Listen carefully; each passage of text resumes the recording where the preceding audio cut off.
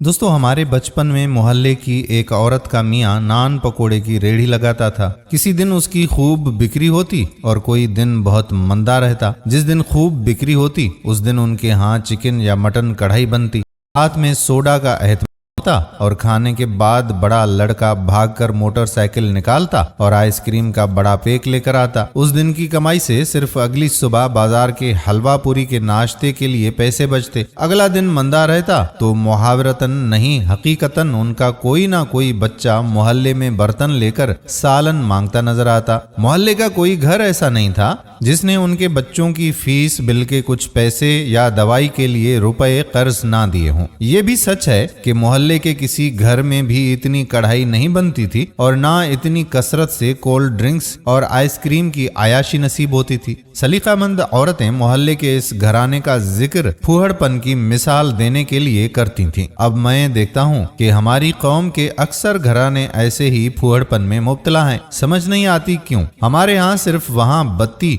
और पंखा बंद करने की फिक्र होती है जहां बिल अपनी जेब से जाना होता है। एक बात बहुत ताज्जुब अंगेज है कि बाहर के मुल्कों में कतार बनाने वाले अपने मुल्क में कतार कैसे तोड़ते हुए गुजर जाते हैं। इसी तरह हर वो जगह जहां बिल किसी और ने देना है वहां लोग लापरवाह हो जाते हैं। वो अपने घर में भाग भाग कर लाइटें बंद करते हैं। हॉस्टल्स में हमारे तुलबा व तालबात जो कौम के मेहमान हैं अपने कमरों में पंखे चलते हुए छोड़कर क्लासेस लेने जाते हैं। दफातर में थोड़ी देर के लिए कमरे से बाहर निकलते वक्त कोई भी पंखा बंद नहीं करता। इसी तरह ज्वाइंट फैमिली सिस्टम में बड़े भैया ने बिल देना है तो उनकी बीवी तो लाइट और पंखा चलाते हुए सोचने लगती है, लेकिन छोटी बहू एसी भी इतना चलाएगी कि बिजली जाने के बाद भी उनका कमरा ठंडा ही रहे। दोस्तों, सारी जिंदगी ये समझ नहीं आई कि उन लोगों को बचपन में किसी ने ये बात नहीं बताई कि मरने के बाद हर चीज का हिसाब देना होगा। हमें घर का माहौल कुछ इस तरह का मिला था कि हर वक्त आखिरत, हिसाब, कब्र का जिक्र रहता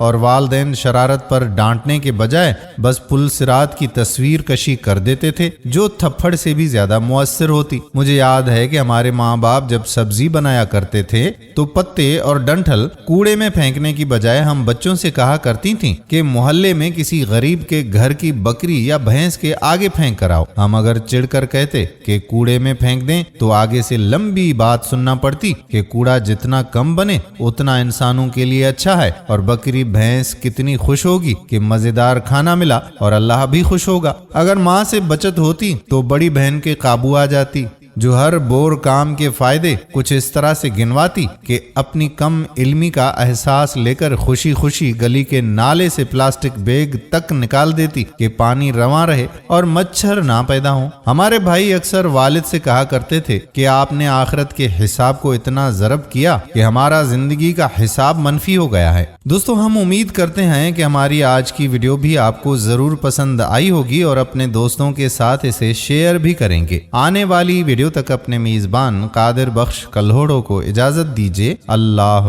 हाफिज।